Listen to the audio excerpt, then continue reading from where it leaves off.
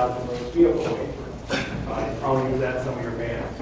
Broadband, you'll see us in the 60/40 seat in the rear of the van, and on the fold-away seats. I'm sure you all know about fold-away seats. You've seen them in your wheelchair positions. Those are our seats.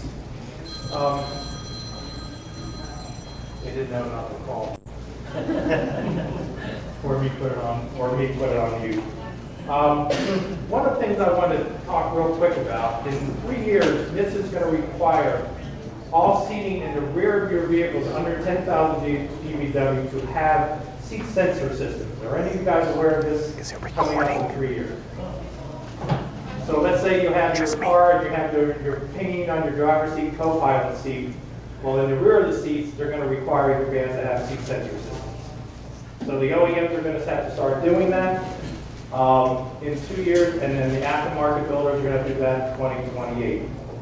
So we're already a little ahead of the curve. We have a product called SeatLink, which is a seat sensor system that is used in 3-point seats. It's using Braun for their ProMasters and Sunset in the ProMasters and some Turtle Top in their buses. Some people that would require a 3-point seat in their buses, which is over 10,000 GVW, would like to have a seat sensor system. What this does, it's called SeatLink, what this does, in real time, it tells the driver if your passenger is wearing your seatbelt. So the issue is, when you put a seatbelt or a 3-point belt into a bus or a van, how do you know the passenger's using them? So the driver drives away, the passenger in the back takes off the seatbelt, there's an incident, he goes through the windshield, or he gets hurt because they weren't wearing the seatbelt. So that you're liable for that product, for that issue, even if you know or don't know they're wearing a seatbelt. What SeatLink does, or any of these seat sensor systems does, is tell the driver in real time if they're wearing a seatbelt. So let's say you put a sign up there, this vehicle will not move unless you're putting your seatbelt on. Well, the driver can tell from a screen on the front of the vehicle if the passenger is wearing their seatbelt. So he says, we're not moving until you do it, so they have in real time what they're doing. This system also says, if there's an incident, it says when it happens and if that passenger was wearing a seatbelt. So we have a major Access LA in Los Angeles uses this to eliminate or lower their liability, because they can say, if there's an incident and they say they were wearing a seatbelt and they really weren't, they have proof that they weren't. Because it would say when that passenger was sitting in that seat, how long they were sitting in the seat, what speed the vehicle was going when the incident happened. So if you're looking at lowering your liability, this is an issue that would help. Would maybe help with your insurance also. We're also, I need you to deal with heavy duty buses, or mostly a mid-sized bus or van. Any heavy duty? Okay, but then I won't get into that heavy duty stuff. That's about it. We have a lot of product that we put. Most of them, you see it with different options in the seats. All buses require some lap belts. All our seats are seat belt ready. Grab handles.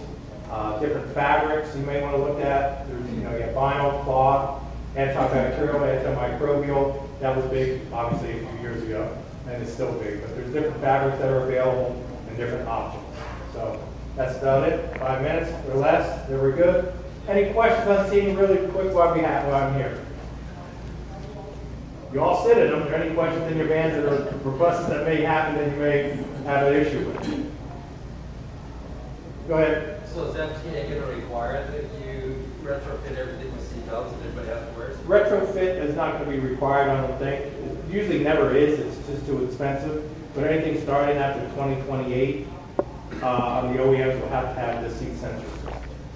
And is the driver required to use it, or is it there's still? Well, the requirement is up to you, up to your agency to say, well, if it's back there, you have to decide whether the driver is going to move the vehicle or not. It's going to ping unless they wear the seatbelt. It's going to be just like your car, like your driver's seat. But it's going to be individual policy, not FTA mandated. What was that? Will it be up to your individual policies, or it's not going to be FTA mandated? I don't know about FTA mandated. NHTSA is requirement, and FMVSS is going to require it. So it's going to be there, whether FTA requires it, but I would see that required versus not required. But it's going to be there. So either the driver is going to say, wear your seatbelts, you're going to have pinging going along, or lights going along the entire time he's driving the van, or the vehicle that's under 10,000 GVW. Any other things? And insurance companies have agreed to give discounts if, I would suggest once this is set, that you go to your insurance companies and say, well, this system is in there, because of the liability you've already had with something happening in the vehicle. When they're not wearing their seatbelt, they slide or hurt themselves or hit their head on something, and they should have been wearing the seatbelt, they're not, but you're still liable, and you're paying out whatever that amount be. You would go to your insurance company and say, you know, we have the system in there, can we get a discount? We're working with that with the Access LA now. Okay, there we go. Thank you, Freeman. I appreciate it. If you have additional questions, he'll be over in the vendor booth. I have some brochures on seat length if you like. So, good morning, everyone, and thank you for joining us today. On behalf of the Utah Department of Transportation's Rural Public Transit team, I'd like to welcome you to this informative session focused on program updates, key initiatives, and essential reporting requirements for agencies receiving FTA funding through UDOT. I'm pleased to introduce our speakers, Rebecca Collins, UDOT's Rural Public Transit Program Manager, who brings over 28 years of public service and is a passionate advocate for equitable and sustainable transit in Utah's rural communities. Joining her is my colleague Andy Jensen, who serves as our FTA compliance agent, overseeing grant compliance and federal reporting. Together, they'll share important updates and resources to support your work in rural transit. Thank you. Becky Collins is going to start our presentation here. And Hey, you got to meet 3 of our 4 employees.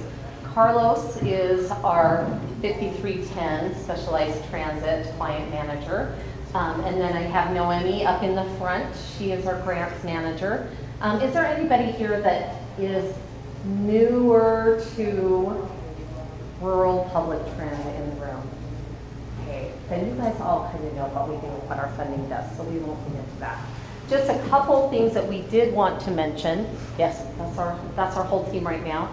We are in the process of filling the 5311 client manager. So if you're under 5311, you still get to work with me, and then I have a lot of help from the rest of our staff.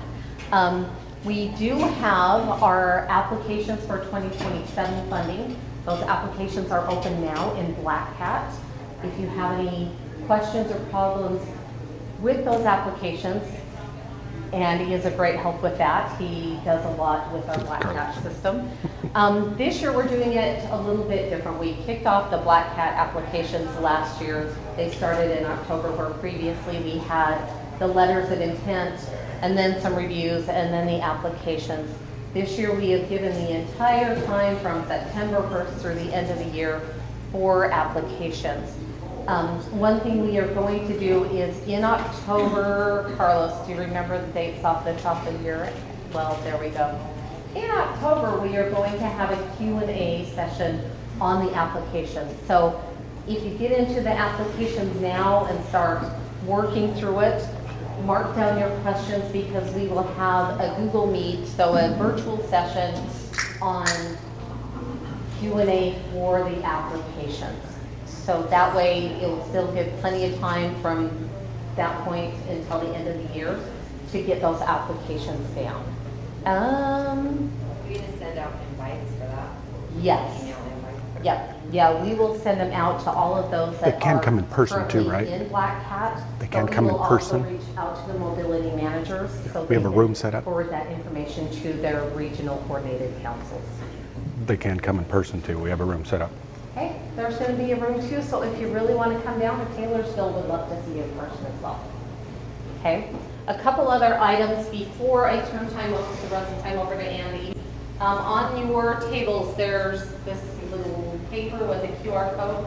We are kicking off our annual survey for our Training and Technical Assistance Program Fund. So if you can take just a minute to go in there, it's a pretty quick SurveyMonkey survey. It basically asks what value have you found from training. This can be training that's provided by our team, technical assistance provided by our team, as well as those same funds are used for URSTA training and the URSTA conference. So anything from URSTA to training you get from us is what we're looking for on this survey. The other thing we have is this box will be in the back. Thank you, Elena and HNTV. The end of the conference, we will have a panel discussion. And we want to be able to answer the questions that you have. So whether it's questions that you didn't want to ask in the sessions we have here, you can write them down. You can put your name and contact number just in case. If you put your name down, you might get a lovely prize if your question is drawn. But the other thing is if you put your name and contact information down, if it's specific details and we don't have the answers for those questions now, we can follow up with you after the conference. So take time to also do that. It can be any questions you have about transit in general. It will be a pretty broad panel that we'll be presenting on Friday. Okay, I'm going to hand the mic over to Andy and he will finish our presentation. Thank you, Becky.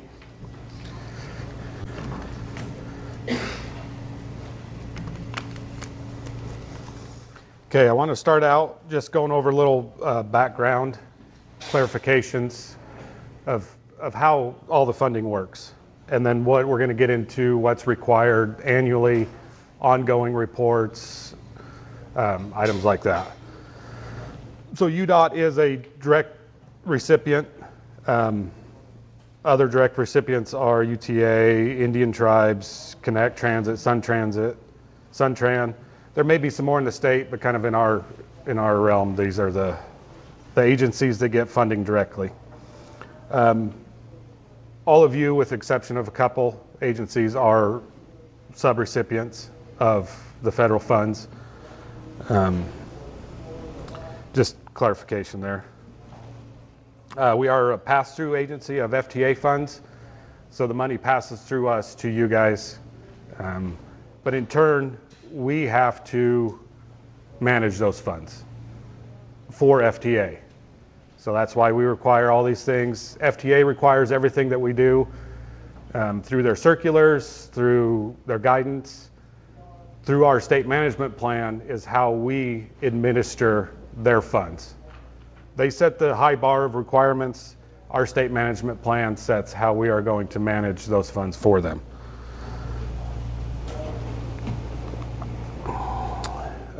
The different funding sources that we manage are the 5310, 5311 funds are the most funds that we go through, that most people are familiar with.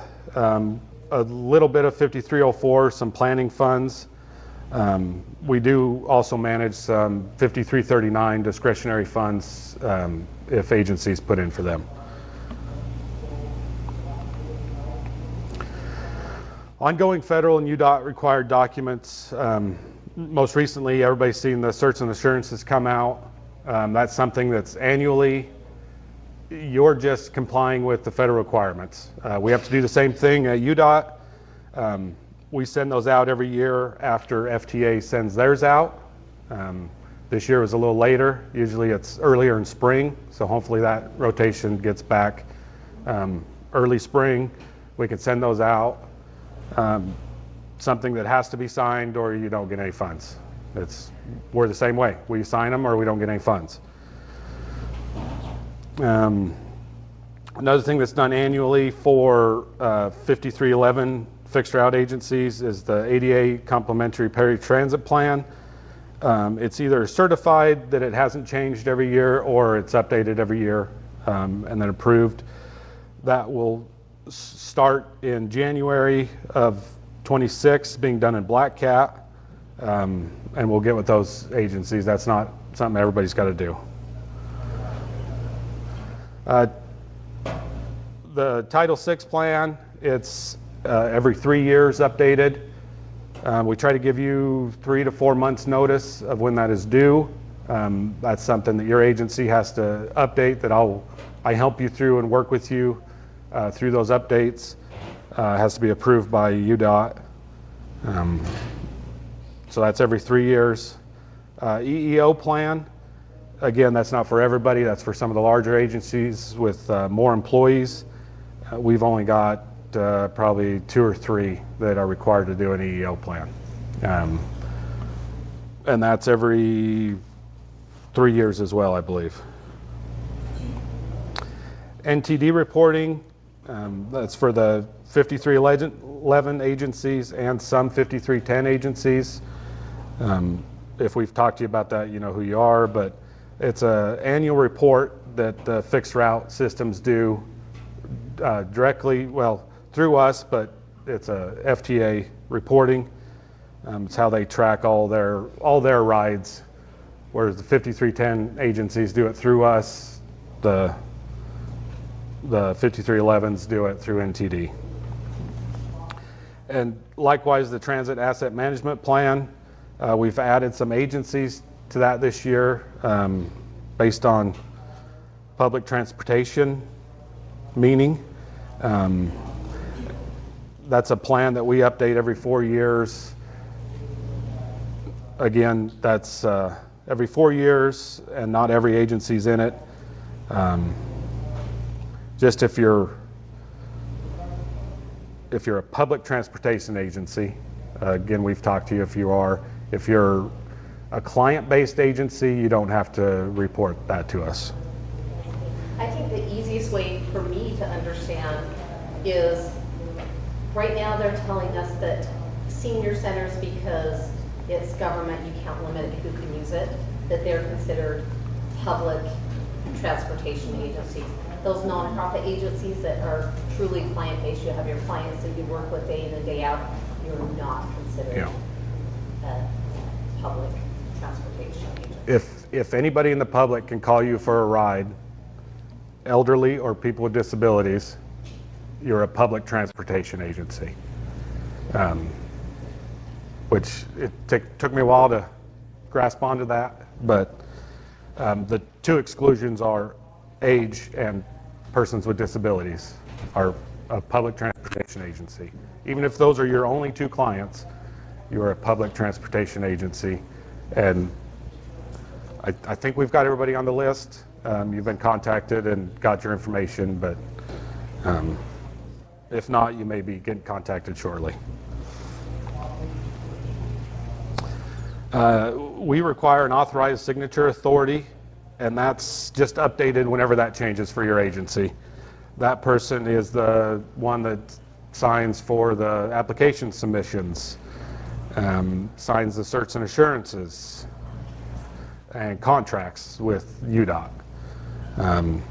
That's not required any other time other than if that person changes, or you can delegate somebody else in your agency to do that position.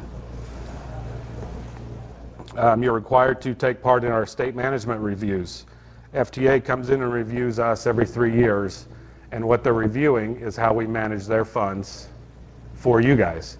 And they pick randomly a couple agencies every review to come to your facility and manage basically how we're managing you. So you're required to take part in that, show them any documents or anything they're requesting. The ridership and usage reports. This is for our agencies. This is done through Black Cat on a monthly basis, and it's every FTA funded vehicle that has not met its useful life. We have 2 separate reports for 5311 and 5310 agencies. As you know, those have gone through an update that was unknown to us, but we're working through that, and hopefully that gets fixed by the next reporting month. But everybody's been doing great getting those in, so thank you. Vehicle maintenance, every vehicle that's been FTA funded is required to, you're supposed to report the maintenance based on your maintenance plan. Either you're following UDOT maintenance plan or you have your own on file, and that's done in Black Cat as well. Asset disposals, assets being vehicles, service vehicles, or facilities.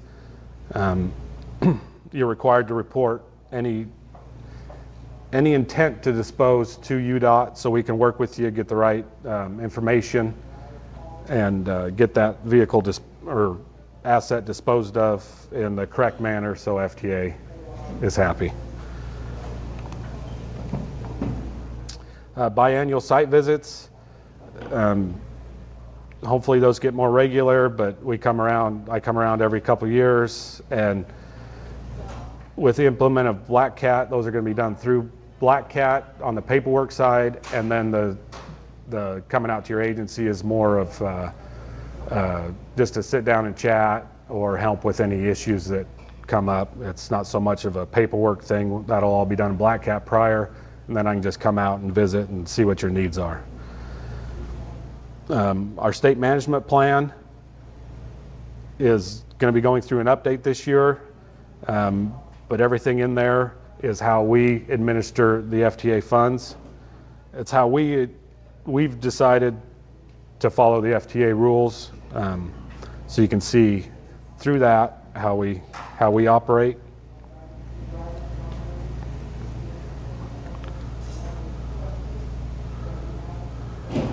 Did I go the wrong way?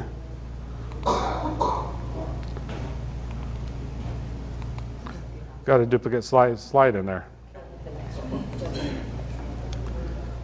Oh, there's one on there I missed. Drug and alcohol reporting.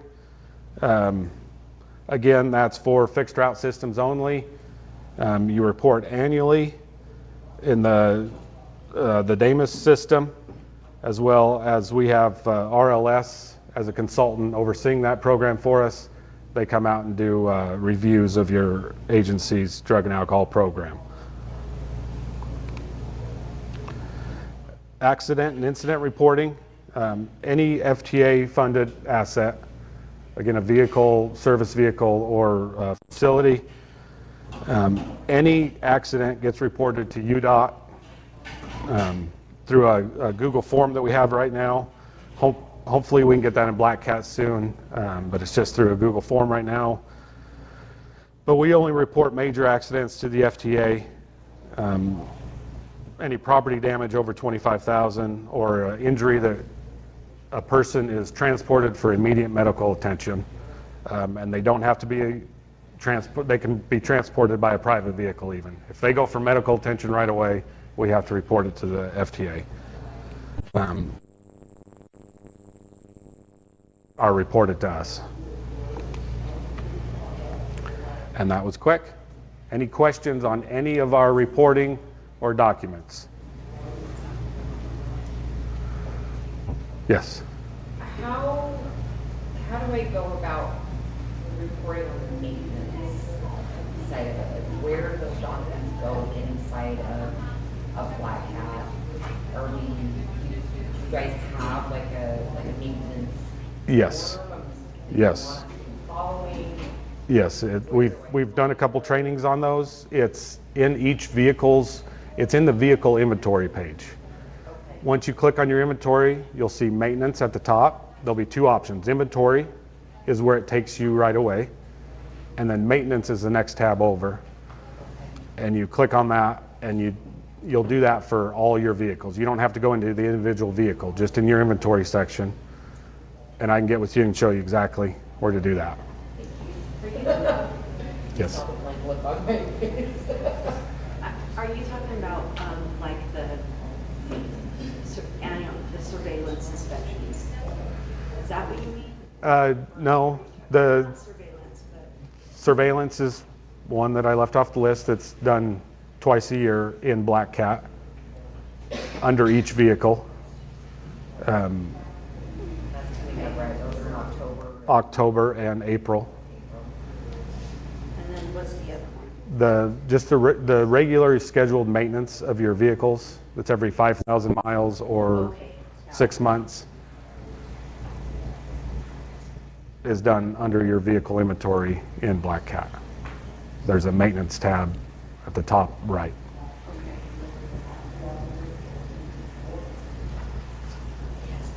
And then, Yes. so you have that thing about drug and alcohol. When does that apply to your agency? It only applies to fixed route systems. If you have a regular scheduled fixed route system, 5311 agencies. Oh, okay. Yes. Any other questions, comments, concerns? I Yes. have a question about the DAPM training. Yes. Is there art funds available to offset the cost to attend that? The training on the 30th with RLS, the drug and alcohol. Is there a cost besides travel? No. We have not looked at possible travel reimbursements, but other than that, it's free. We'll have to look and see if we have any additional funding for it or some sponsors. Yes. Any other questions? Can we talk about disposal? Absolutely. I'm looking forward to getting a new vehicle out there. Definitely going to have to. I know it has its useful life. What are the His favorite topic. Yes.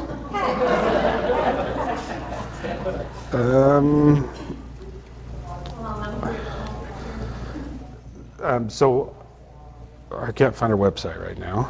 Well, and he's a perfect one to call because as he's looking up the website, all vehicle disposals of FTA funded vehicles, we have to work with Andy because then he works with FTA in the process, but he will pull it up. Some of them are not as fun as part of the, they're going through a really fun one right now, so. Yes, sure, Carol.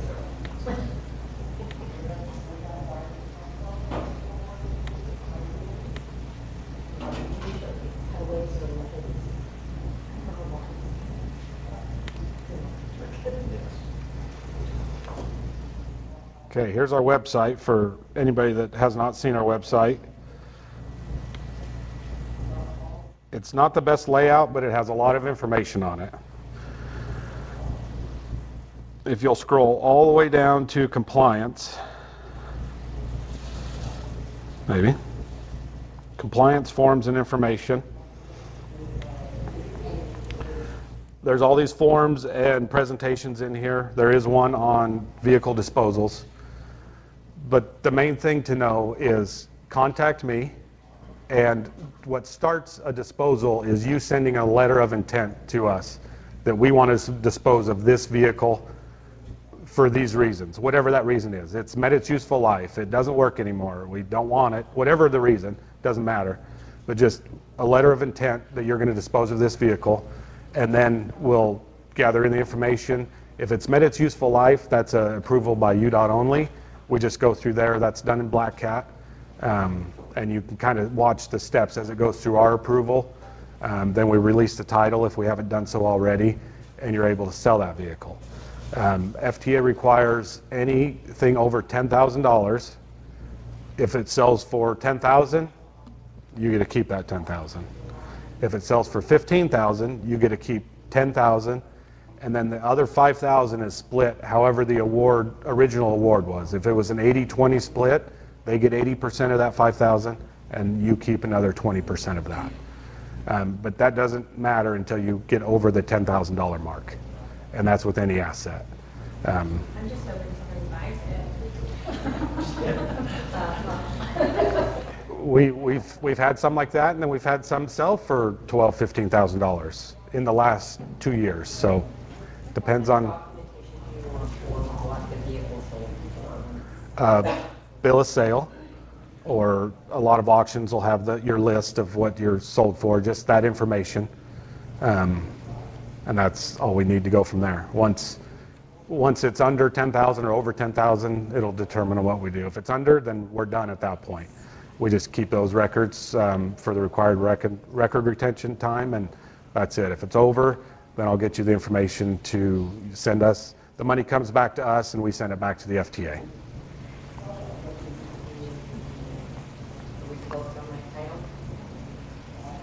In my backpack. I'm like 12 feet away. But go to our website. It's got our calendar of events on there. You can see the Q&A for applications October 6th. It's got the Google link. We keep that calendar pretty updated with all of our information, due dates of stuff, when applications are open, when they close. There's links to Black Cat. new Black Cat users, and they're both at the top. If you've got any new employees that need access to Black Cat, just a Google form you fill out, that comes to me and we get them in Black Cat. Or if you need to access Black Cat. But do keep an eye on the calendar. It stays pretty updated with information. And then we got some notices, our upcoming applications, what the estimated funding that we receive is. This is just an estimate that we base every year on what we got the previous years. That's not the final number. It might be the final number. We might get that lucky, I don't know. But it's just an estimate of funds. Then after you apply for these funds, get awarded, and then we will publish what we actually got from the FTA. The previous year's awards, our certain assurances are on there. The different programs, some FTA information, all of our civil rights information, and compliance information. I try to keep this updated with all the latest. This presentation will go on there. So just look on there. If there's not something you need, just contact us and we'll help you through it.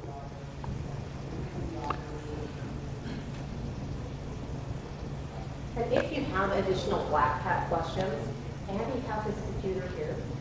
And we tried to get a time for him to just have the space to sit and answer Black Cat questions. But in between things, if he needs to bend his ear or have him pull up something on Black Cat, like where do I find the link to do recording? Yeah, I would love to spend the time here with you in person going over that and any questions, concerns, anything you'd like to see in Black Cat. We're still working with them every week to customize it for us. So anything we can do, it doesn't hurt to ask. So, yes. I have 3 Cutaway buses that I've had for like 14 years.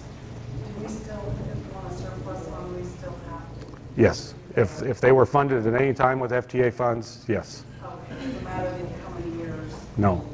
It just makes it an easier process if they've met their useful life. So. And that changed when the transportation bill changed. They made it so we had to follow all vehicles, and it's because before the funds, where the threshold used to be 5,000, not 10,000.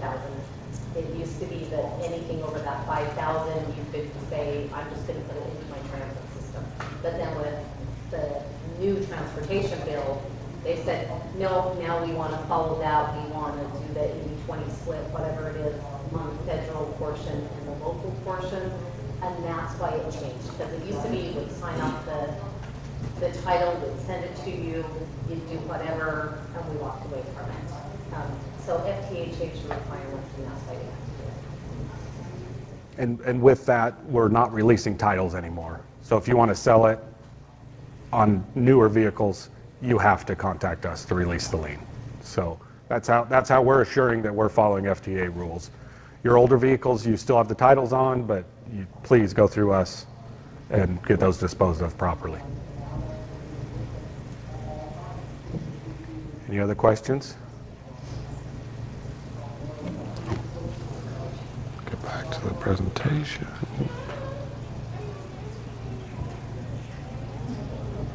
If there's no more questions, that means you guys have extra time to see vendors or come talk to Andy and Carlos about Black Cat questions. There is our whole team's contact information up there. You can just scan the code and it puts a business card on your phone.